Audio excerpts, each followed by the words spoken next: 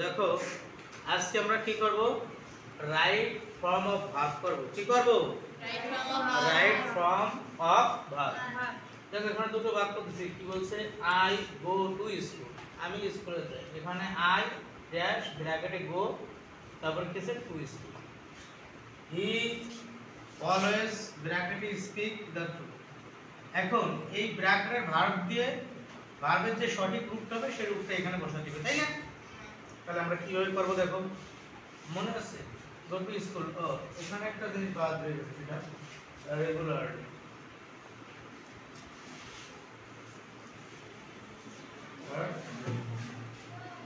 ওকে, আচ্ছা মনে আছে তোমাদের যে কোন বাক্যে কি থাকলে সেটা কোন টেন্সে করতে হবে, মনে আছে? দেখো এখানে রেগুলারলি আছে, এটা আছে অলওয়েজ। তো এই রেগুলারলি থাকলে সেটা কোন টেন্স হয়, অলওয়েজ থাকলে কোন টেন্স হয়, মনে আছে? আচ্ছা দেখো, যদি মনে না থাকে তাহলে আমরা একটা ফর্মুলা শিখেছিলাম। কি শিখেছিলাম মনে আছে? কি শিখেছিলাম বলো তো? এখানে লিখি, কি লিখো? Sure and good. এই যে, তাই তো, শিওর এন্ড গুড। এটা দেখো কি হয়, এস এ সামটাইমস। এস এ কি হয়? সামটাইমস। ইউ তে কি হয়?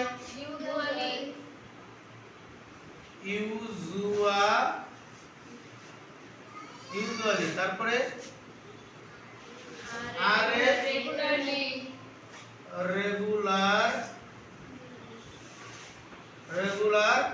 রেগুলারলি। তারপরে ইতে এভরি ডে। এসে এতে কি? অলওয়েজ।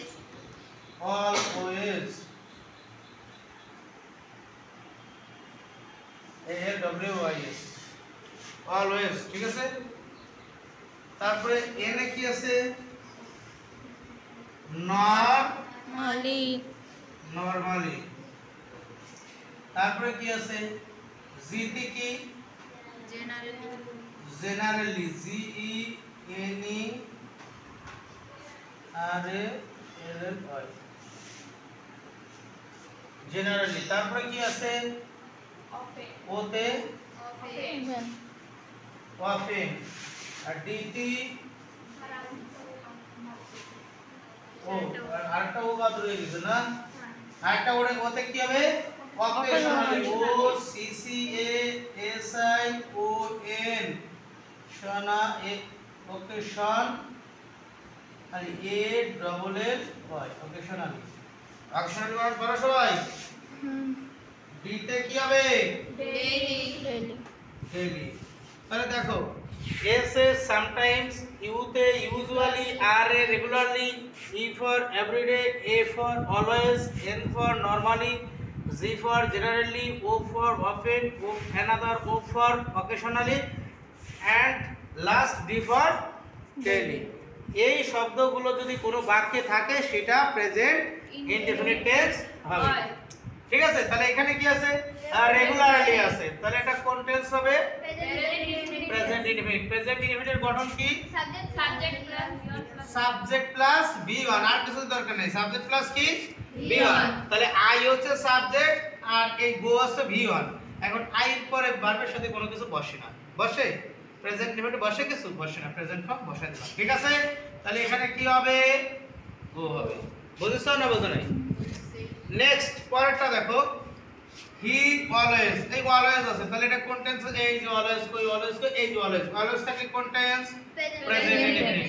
তাহলে প্রেজেন্ট ইনডেফিনিট গঠন কি? এই যে সাবজেক্ট প্লাস V1। তাহলে স্পিক হচ্ছে V1, SPEAK, স্পিক V1।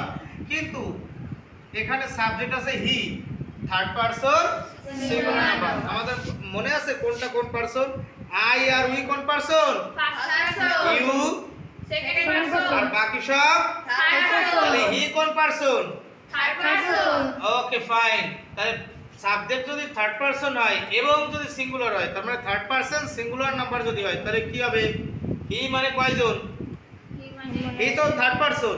এবার কয়জন? একজন। কয়জন? একজন। তাহলে এটা কোন থার্ড পারসন সিঙ্গুলার নাম্বার? তাহলে ভার্বের সাথে কি হবে? S by S. তাহলে স্পিকের সাথে কি হয়? Yes.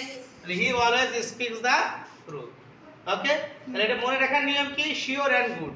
কি নিয়ম? Sure and good. এস এ সামটাইমস, ইউতে ইউজুয়ালি, আর এ রেগুলারলি, ইতে এভরিডে, এতে অলওয়েজ, এনে নরমালি, জিতে জেনারেলি, ওতে অকেশনালি, ওতে অফেন, এন্ড ডিতে ডেইলি। মনে থাকবে? বুঝছো? এটা মুখস্থ রাখার কৌশল বুঝছো? আমার একসময় মনে থাকতো না তোমাদের মতো, তখন আমি এইভাবে মনে রাখতাম, এখন তাই তোমাদের শেখালাম। ঠিক আছে? মনে রাখার দায়িত্ব তোমাদের, এই টেকনিক করে মনে রাখতে হয়। ক্লিয়ার? বুঝছো? আর কোনো সমস্যা আছে নাকি? না। পারা যাবে? Yes, sir. ফাইন।